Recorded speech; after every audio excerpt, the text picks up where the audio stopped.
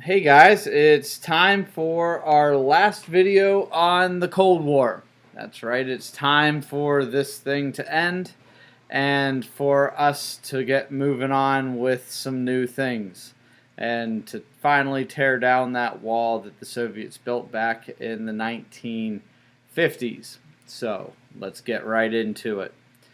So we talked last time, or a couple of presentations ago, about the Afghanistan war, about the fact that the Soviets tried to come in and take over. It was sort of the Soviet Union's Vietnam, and ultimately ended up flushing down a bunch of money down the toilet, basically wasting it. And we talked about the space race as well, the fact that President Reagan had kind of made up a Death Star kind of program. And again, the Soviets had spent lots and lots of money trying to counteract a weapon that the Americans didn't even have, and again, wasting a lot of money. And so, what this is going to do is this is going to put some strain on the Soviets, particularly in maintaining control of some of these other countries in the Eastern Bloc, places that they had kind of forced into the Warsaw Pact. And really, what this is too is the communist system is just not producing as much money.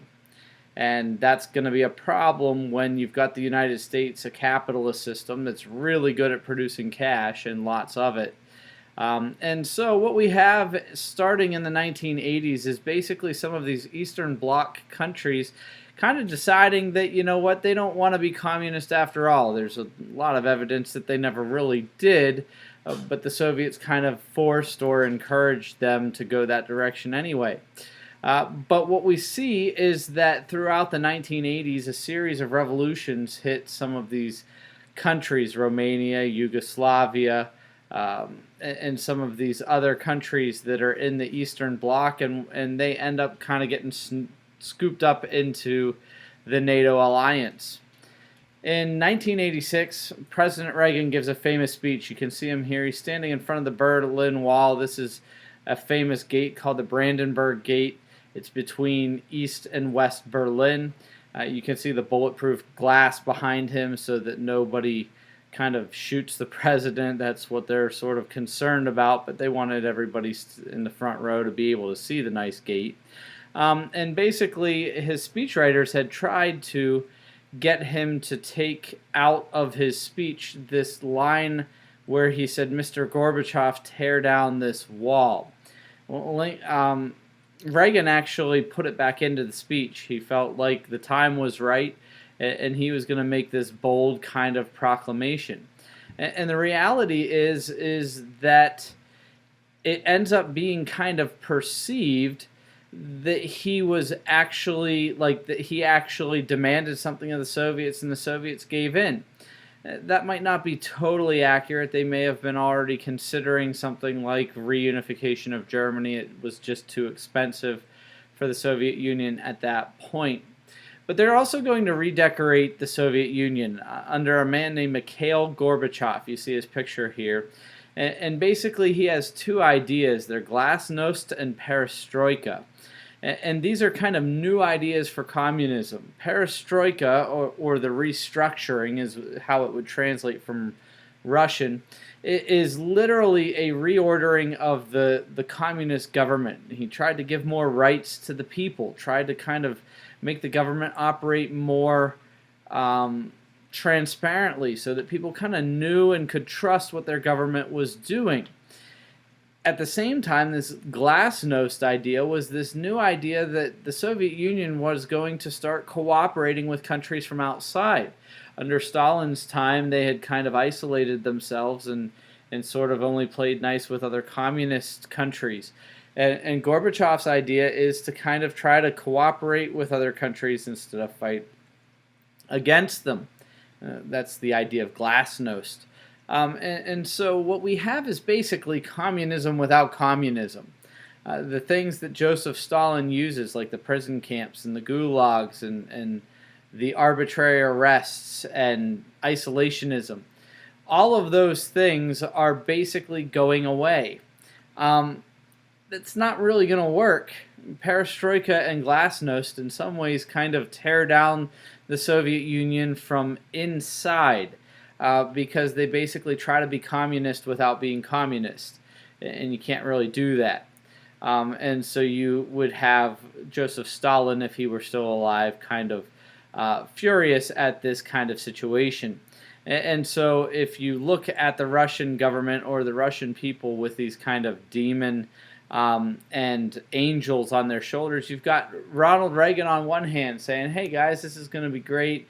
It's going to work out wonderfully. We're going to cooperate together. We're going to build a future and a new world.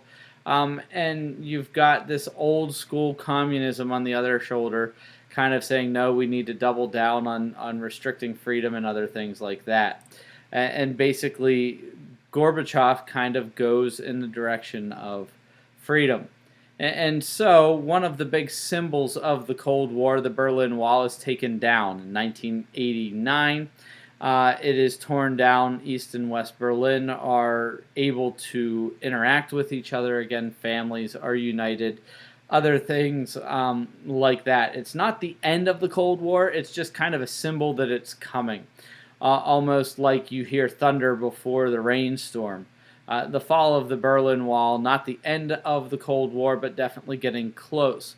And you kind of have, so at this point, we have a unified Germany. Again, we have countries kind of leaving and joining NATO. We have the Russians themselves kind of saying that they don't want to be communist anymore.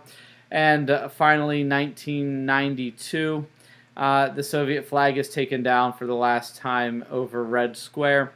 And we have no more Soviet Union. We're back to just Russia. You can see here on the map, this is Europe. The blue are the NATO alliances, obviously a lot more of them than there used to be. Most of those countries from the Eastern Bloc end up joining NATO. Starting in 1999, you kind of have a new leader. His name's Vladimir Putin.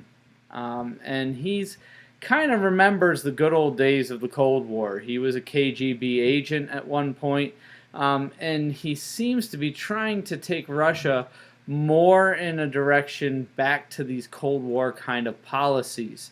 If you kind of watch the news, you'll see some things. Their involvement in Syria feels a lot like a proxy war, similar to the Afghan Soviet war. We have the story of the Russian hacking in messing in American elections. You have the invasion of Crimea, kind of this annexation of a part of Ukraine and making it a part of Russia again.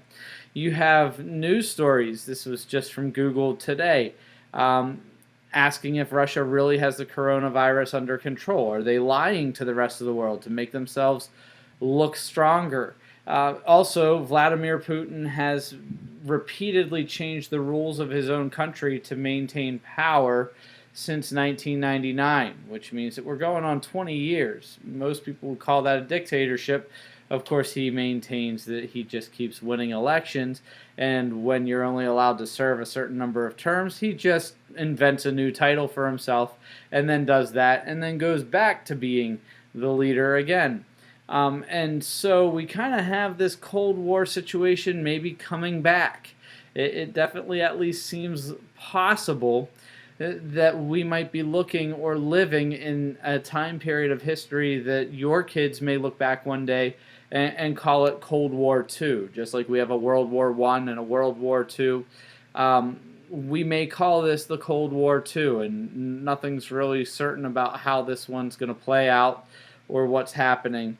What is for sure is that Russia is not a nice player or actor in the world. They're kind of a bully in some cases, and definitely not with the whole freedom thing.